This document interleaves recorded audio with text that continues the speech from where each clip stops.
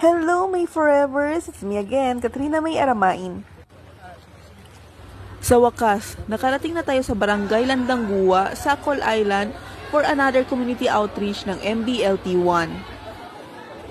Ang program ay ginanap sa Barangay Hall Covered Court ng Barangay Landangguwa.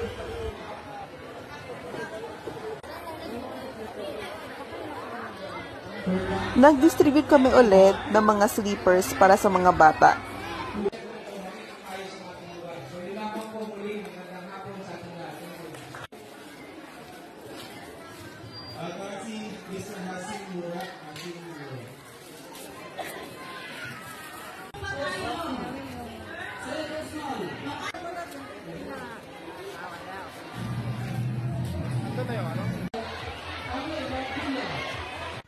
Marami talaga kaming namataang maliit na starfish dito sa seashore ng Landangguwa.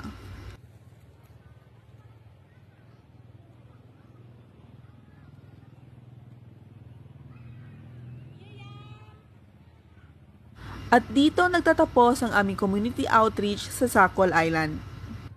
Thank you for watching May Forevers. Until the next vlog!